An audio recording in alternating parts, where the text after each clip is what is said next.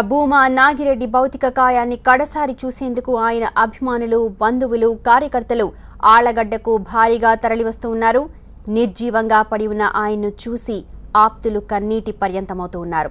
కుటుంబ సభ్యులు, బంధువుల రోదనలకు అంతు లేకుండా ఉంది. భూమా నాగిరెడ్డి తిరిగి రాని లోకాలకు తరలిపోవడం అయిన వారిని కలిచివేస్తోంది. కర్నూలు జిల్లా ఆళ్లగడ్డలోని ఆయన నివాసం దగ్గర విషాదం నెలకొంది. పూర్తి వివరాలు మా ప్రతినిధి చైతన్య అందిస్తారు. భూమా నాగిరెడ్డి ఇక లేరు అన్న వార్తను ఎవరు కూడా జీర్ణించుకోలేకపోతున్నారు. కుటుంబ సభ్యులను అయితే ఎవరు కూడా ఓదార్చలేని పరిస్థితి ఉంది. అందరూ కూడా కన్నీరు మున్నీరు అవుతూ ఉన్నారు. 2014లో శోభా నాగిరెడ్డి చనిపోయారు యాక్సిడెంట్లో. ఇప్పుడు మళ్ళీ వాళ్ళకి ఇదొక పెద్ద దెబ్బ. నిన్న హార్ట్ అటాక్ రావడం, ఉన్నట్టుండి హాస్పిటల్కి తీసుకువెళ్ళిన డాక్టర్లు ఎన్ని ప్రయత్నాలు చేసినా కూడా ఫలితం లేకుండా పోయింది. ప్రస్తుతం పెద్ద ఎత్తున ప్రజలందరూ కూడా ఆయన్ని కడసారి చూసేందుకు వస్తూ ఉన్నారు. ఒకసారి వాళ్ళ బంధువులతో కూడా మాట్లాడదాం. చెప్పండి, అంటే భూమా నాగిరెడ్డి, శోభా నాగిరెడ్డి చనిపోయిన తర్వాత కొంత బాధ్యత అంతా కూడా ఆయన ఉండటం, ఆరోగ్యాన్ని అశ్రద్ధ చేయడం కూడా జరిగిందనేసి అంటున్నారు. భూమా నాగిరెడ్డి అన్న గారికి శోభ చనిపోవడం నిజంగా చాలా పెద్ద షాక్. ఎందుకంటే అన్నీ తానే నడిపించింది శోభా నాగిరెడ్డి. ఇటు ఫ్యామిలీలో కానీ, అటు పొలిటికల్గా కానీ, పిల్లల్ని చూసుకోవడంలో కానీ, ఎక్కడే కానీ తనకు ఎటువంటి బాధ్యతను వదిలిపెట్టకుండా అన్నీ శోభ తానే చూసుకుంది.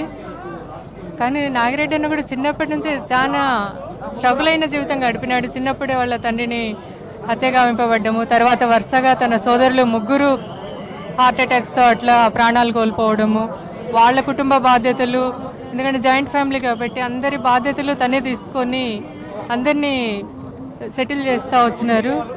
చివరికి తన పిల్లల విషయం దగ్గరికి వచ్చేసరికి పిల్లలను సెటిల్ చేయకుండానే తను ప్రాణాలు కోల్పోవడం మాకు చాలా బాధగా ఉంది.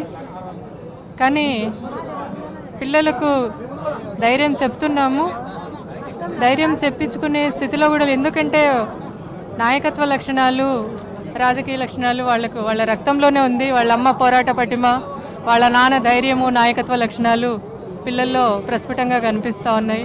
అలాగే చిన్నమ్మాయి మౌనిక కూడా ఉన్నారు. అమ్మ, నిన్న ఏం జరిగింది ఎగ్జాక్ట్గా ఒకసారి ప్రజలందరూ కూడా తెలుసుకోవాలనుకుంటున్నారు. ఈ టైంలో మాట్లాడడం బాధాకరమైన కూడా చెప్పండి.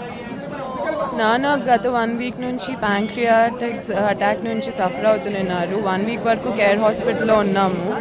డాక్టర్స్ చెప్పడం జరిగింది డిశ్చార్జ్ వద్దని చెప్పి, కానీ ఎమ్మెల్సీ ఎలక్షన్ ప్రెషర్ వల్ల నాన్న సీఎంని కలవాలని చెప్పి డిశ్చార్జ్ అయిన నెక్స్ట్ డేనే 8:40 ఫ్లైట్కి విజయవాడకు బయలుదేరారు. కొంచెం ఇబ్బందిగానే ఉన్నింది. లంగ్స్లో వాటర్ చేరడము, ఇంకా కొంచెము బ్రీతింగ్ ప్రాబ్లం వచ్చింది. కానీ డిశ్చార్జ్ అయినప్పుడు రిపోర్ట్స్ అన్నీ నార్మల్ ఉన్నాయి. ఓరల్ మెడికేషన్ స్టార్ట్ చేసి అబ్జర్వేషన్లో ఉంటే బెటర్ అంటే నాన్న పని ఉందని చెప్పి ఒక రోజు వెళ్ళేసి వస్తా అన్నారు.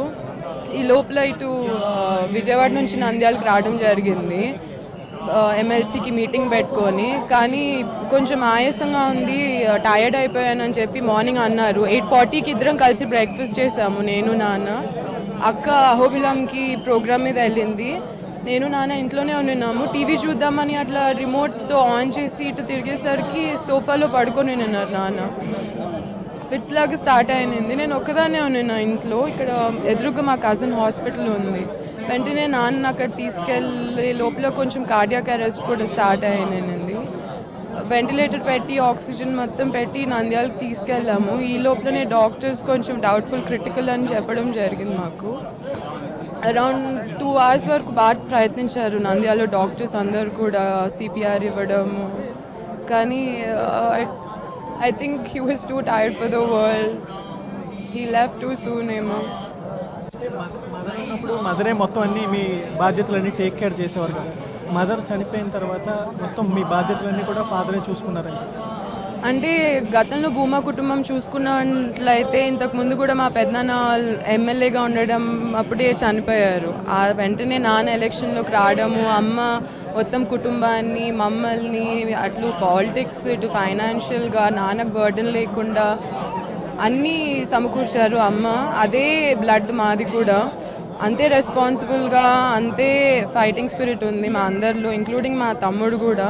బట్ 17 years old అయినా వెరీ మెచ్యూర్డ్ బాయ్. అందరినీ కన్సోల్ చేస్తూ అందరినీ బాగా చూసుకోగలిగే కెపాసిటీ వాడికి కూడా ఉంది. మా కుటుంబం మీద అందరికీ బాధ్యత ఉంది. అటు నంద్యాల ఇటు ఆలగడ్డ ప్రజలు కోరుకునే విధంగా నాన్న ఆశయము నంద్యాల చాలా బాగా చూడాలని. లాస్ట్ మినిట్ వరకు కూడా నంద్యాల ఎమ్మెల్సీ వరకు పోరాడుతూనే వచ్చారు. అటు అమ్మ కూడా చూసుకుంటే షర్మిలక మీటింగ్ తర్వాత యాక్సిడెంట్ జరిగింది. ఇటు ఇద్దరు ఏ పార్టీలో ఉన్నా ప్రజలకు మాత్రం ఏ లోటు లేకుండా చూసుకునే బాధ్యత వాళ్ళ మీద ఎంత ఉందో ఇప్పుడు మా మీద కూడా అంతే ఉంటుంది. కార్యకర్తలందరూ కూడా మీ నోటి నుంచి ఏదో ఒకటి వినాలి, మెసేజ్ వినాలనుకుంటారు, వాళ్ళకి ఏం చెప్తారు? భూమా కుటుంబంని నమ్ముకున్న ఏ ఒక్కరు అధైర్యపడాల్సిన అవసరం లేదు. వాళ్ళందరికీ అండగా నీడగా తోడుగా భూమా కుటుంబం ఇది వరకుగా ఉండింది, ఇప్పుడు కూడా ఉంటుందని చెప్తున్నాను. ప్రస్తుతం మౌనిక చెప్తుంది, నిన్న జరిగిన విషయాలన్నీ కూడా ఆమె చెప్పారు. అలాగే కార్యకర్తలకు మేమంతా కూడా అండగా నిలబడతామని చెప్తూ ఉన్నారు. పెద్ద ఎత్తున మొత్తం కార్యకర్తలు నాయకులందరూ కూడా వచ్చి నివాళులు అర్పిస్తున్నారు. మధ్యాహ్నం 3 గంటలకి అంత్యక్రియల కార్యక్రమం ప్రారంభమవుతుంది. Over to studio. Right Chaitanya.